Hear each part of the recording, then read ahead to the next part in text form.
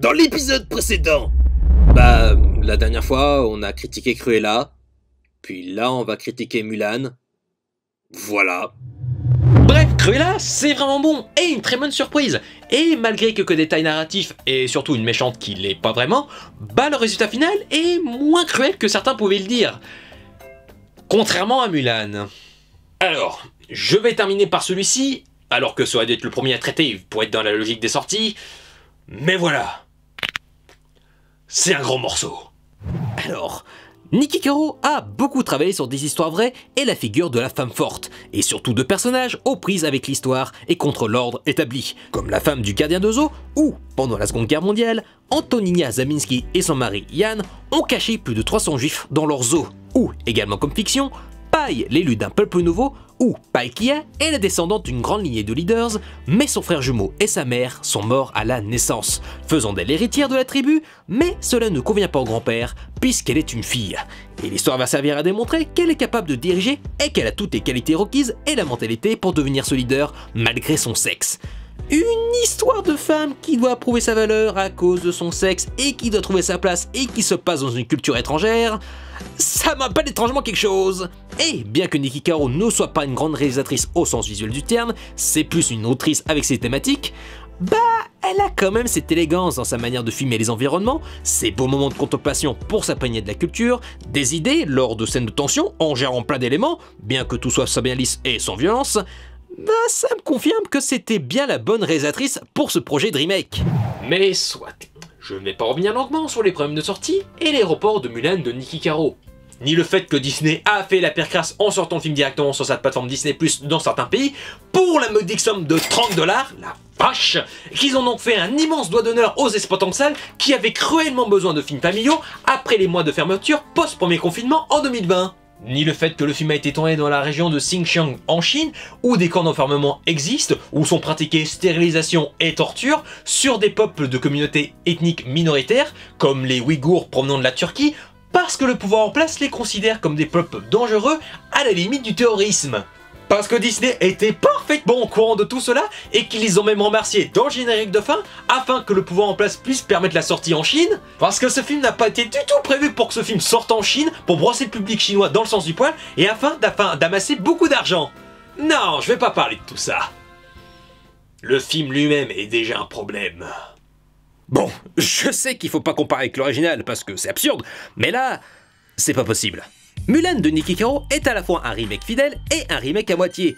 Fidèle parce qu'il reprend grossièrement l'intrigue du dessin animé et les thématiques qui vont avec au début du film l'attaque des Huns, les Rourans, enfin pardon, les Wuhan, et qui lance l'intrigue, etc. Et remake à moitié parce qu'il ne reprend pas les chansons cultes de l'original, qu'il invente même de nouveaux personnages et en enlève certains pour des questions de droit. Donc, désolé, pas de mouchou dans ce film et de... Voilà, c'est ça. Des honneurs. Des honneurs sur ta famille, prenez note, des honneurs sur toi, des honneurs sur ta vache. Non, là, le film veut être en même temps plus terre à terre, tout en accentuant son côté grandiloquent et fantastique, à coup d'hommage au cinéma hongkongais à la Tigre et Dragon. C'est bon, vous suivez toujours? Et si avec ça, il y a aussi beaucoup d'autres problèmes de scénario.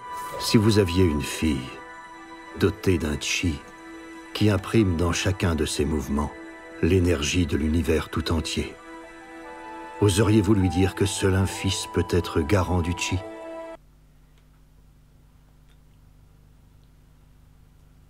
Attends. Mais qu'est-ce que tu baragouines, sa fils de p... Ouais bon, dans l'original, Mulan était une fille distraite mais intelligente et futée.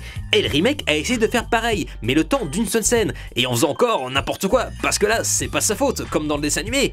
Et dans le dessin animé, ça on le comprend dès sa scène d'introduction, où elle nourrit les poules grâce à son chien et à l'os. Dans le remake, c'est une scène d'action de voltige où elle poursuit une poule et elle a rien du tout, et oh mon dieu, c'est horrible, elle est différente qu'elle crâneuse. Alors en fait, le film semble plus insister sur la pression sociale faite sur la femme dès l'enfance, avec en plus le personnage de la sorcière, qui est vraiment bête, pas du tout persécutée à cause de ses pouvoirs, hein, mais on essaye de faire passer le message féministe de manière subtile. Je suis votre père. Il est de mon devoir de faire honneur à la famille sur le champ de bataille. Toi, tu es une fille. Reste à ta place. La place de la femme, c'est la cuisine! Non, et puis surtout, on n'a pas le temps d'installer une ambiance pour pouvoir faire plus de dilemmes ou de très belles scènes, parce que là t'as à peine la scène de la marieuse que pouf, t'as l'armée qui arrive pour donner le message aux familles. Oh, et puis ça serait con d'instaurer de la tension quand le père va chercher le message. On va filmer ça de manière anecdotique, ça suffira. C'est pas comme si c'était ça l'enjeu du film. Le montage coupe toutes les envolées possibles, comme lorsque Mulan enfile son armure pour la première fois comme ça en un cut et pouf, elle s'enfuit, n'insistant pas sur sa prise de décision qui est importante quand même. Et ce passage alterné quand Mulan se perd dans le désert et puis pouf au loin on voit le phénix de la famille qui l'aide à trouver le camp. Sérieux, ça sert à quoi ce passage?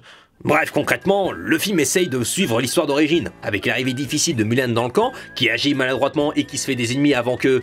Oh putain, y'a Donnie Yen dans ce film, y'a Donnie Yen, Hitman, putain, ça a intérêt à envoyer sévère au niveau de la chorégraphie, je vous préviens. Et il y a des situations comiques et de maladresse, mais pas vraiment naturelles. Et puis Mulan reste trop rigide pour qu'on y croie, et devient même pas le moteur d'inspiration pour le camp. Les gars réussissent en s'entraînant juste, pas en voyant Mulan réussir une épreuve dure qui les motive et leur fait comprendre qu'ils peuvent y arriver aussi. Ce qui est débile et ça donne moins de poids à Mulan, même s'il y a 2-3 scènes de discussion plutôt bien vues, et surtout la scène d'humain modifiée comme il faut pour apporter de l'enjeu narratif et... Mais attends, cette scène de bataille à 50 minutes du film, c'est pas une scène qui a été tronquée assez du début, parce qu'on dirait les mêmes décors, les mêmes figurants et... Oh putain j'ai raison, là! La sorcière casse un bâton à 50 minutes 25 et ce bâton brisé est présent à 9 minutes 15. Et oui, c'est notre offre promotionnelle du moment. Pour une scène d'action achetée, repartez avec 2 scènes. 2 scènes d'action pour le prix d'une et qui rallongent superficiellement votre film. C'est ça la bonne affaire téléachat. Ouais, et en plus, ils essayent de faire croire que cette scène déclenche la suite du film et que ça oblige Mulan et compagnie à partir sur le champ de bataille. Vraiment très malin les gars.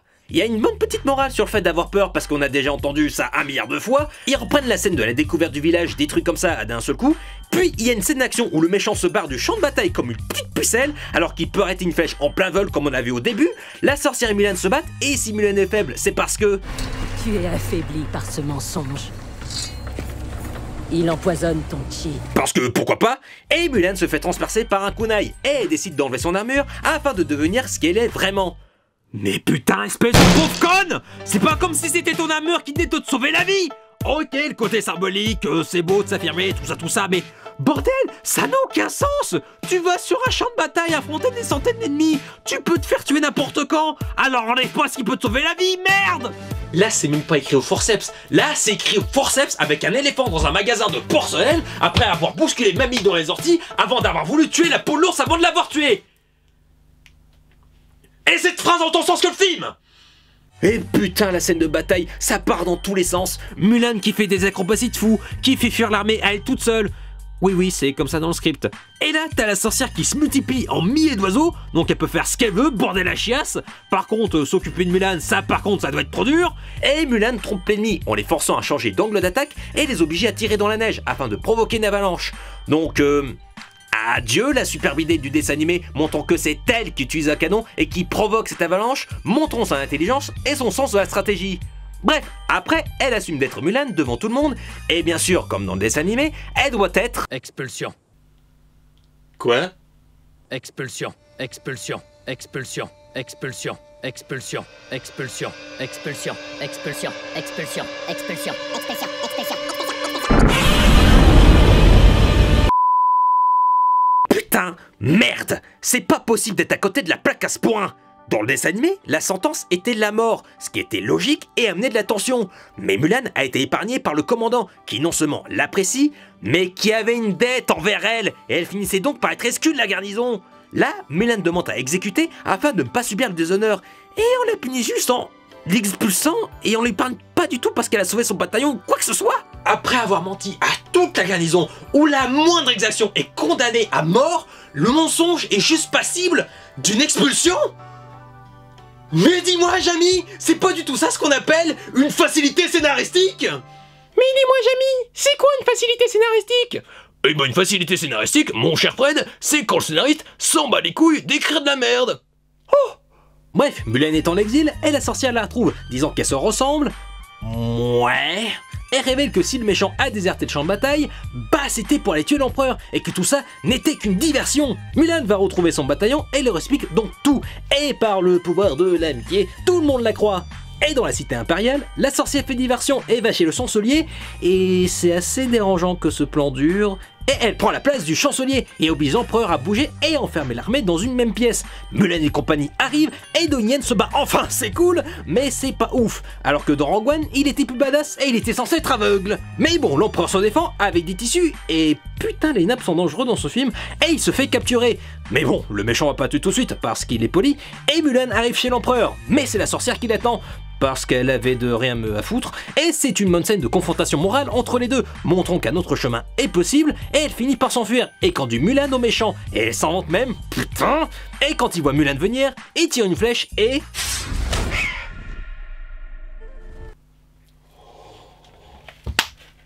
Oui, je suis une sorcière, j'ai des pouvoirs illimités, je peux affronter plusieurs soldats en même temps, je peux utiliser mes vêtements comme moyen de protection.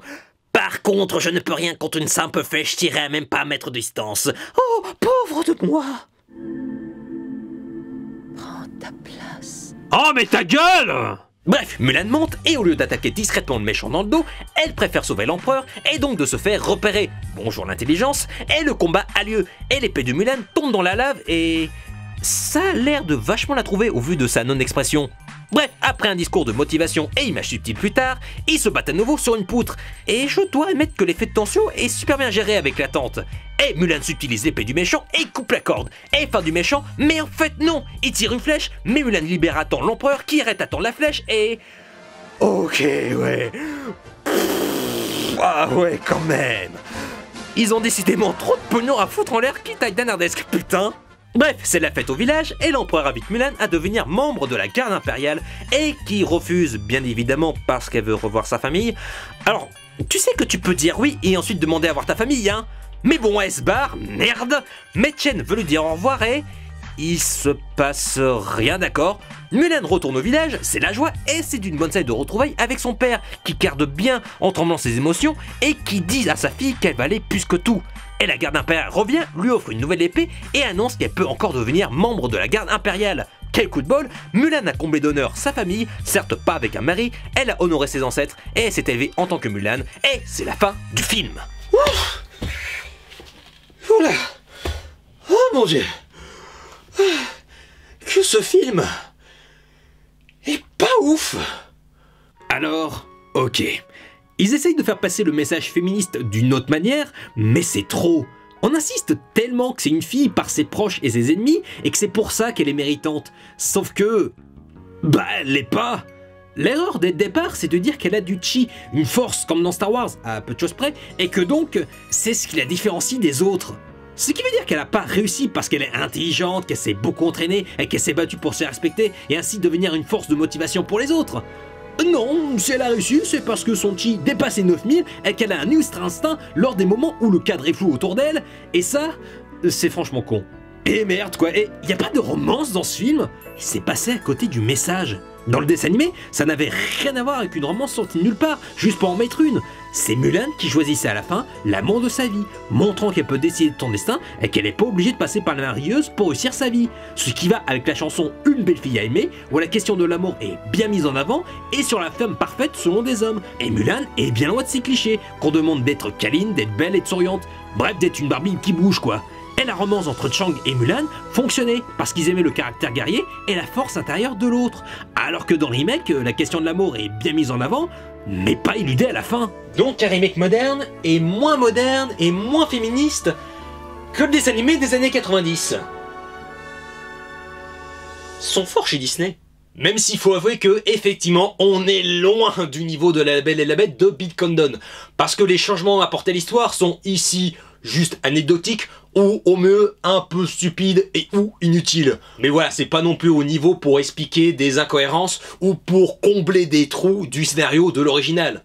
Et la mauvaise foi ne faisant pas partie de la maison, bah il faut reconnaître que tout n'est pas jeté. Le film a des qualités. Aussi surprenantes que ça puisse paraître, mais il y en a. Même si les combats manquent de punch pour qu'on soit plus impressionné et qu'il y ait plus de folie dans la chorégraphie pour assumer pleinement son concept, bah au moins ils sont lisibles et bien cutés pour qu'on comprenne l'action et ils sont bien rythmés.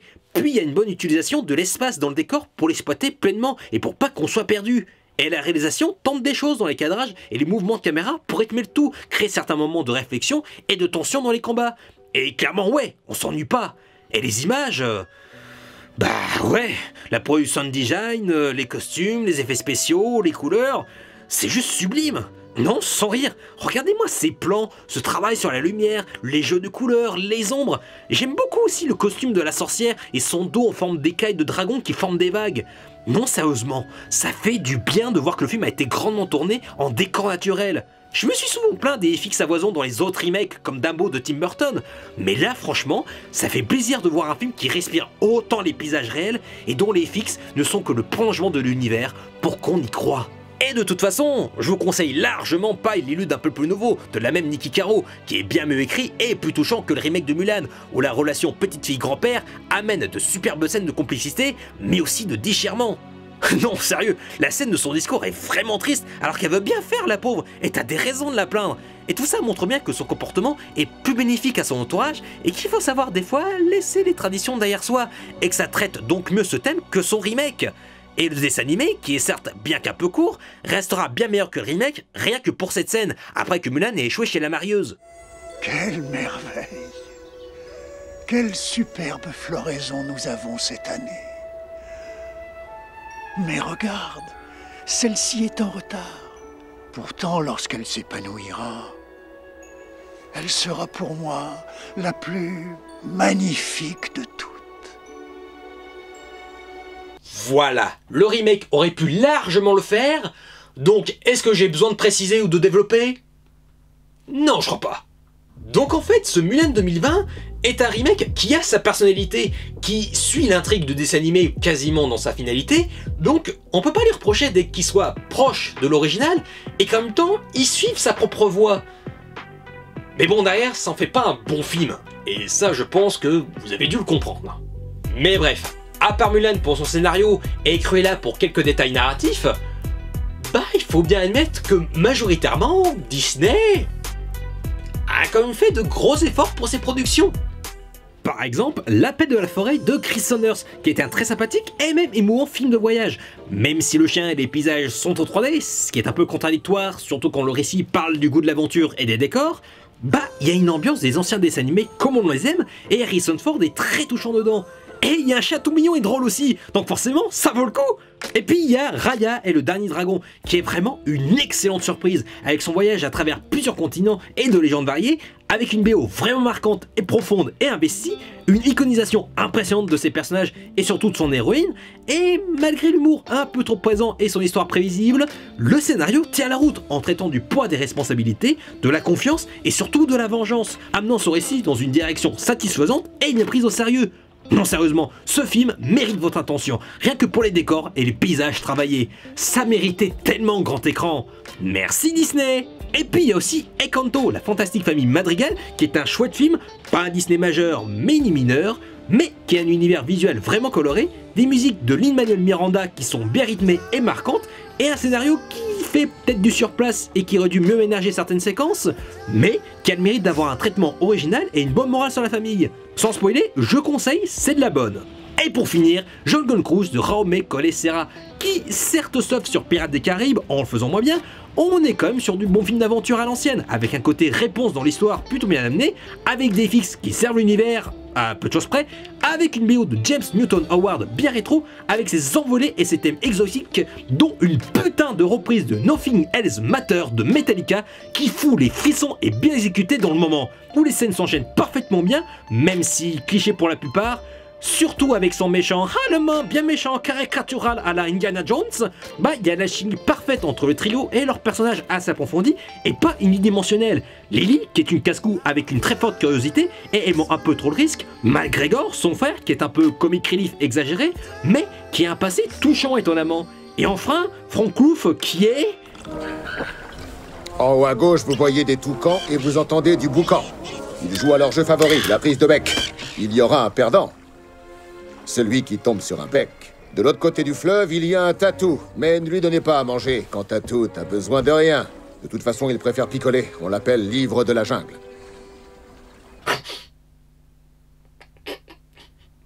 Me demandez pas pourquoi. Ce personnage est mon préféré de tout le film. Et même si Artemis Fowl de Kenneth Branagh n'est pas très bon et pas une bonne introduction à une future saga, à cause de son histoire lisse faisant du surplace, même si ça respecte un des livres, de sa construction mal pensée et des personnages caricaturales, dont l'antagoniste qui est un des pires méchants de la fiction, qui est débile, hurlant à la mort et qui reste dans son coin, ça en devient hilarant, la vache, bah c'est le projet maudit par excellence. Avec autant d'années de développement, de report, de remise en question, de changement de réalisateur, producteur, même, parce que Harvey Weinstein devait produire le film, mais ça c'était avant MeToo. Gros chien ma gueule. Ce qui a retardé le film et les scénarios n'ont pas arrêté de changer, et Disney ne semble pas savoir quoi en faire. Et même Ewan Koffler, l'auteur des livres, a demandé ce que le film termine sur Disney+. Donc une gestion catastrophique pour un résultat quasiment du même acabit, mais cela peut se comprendre.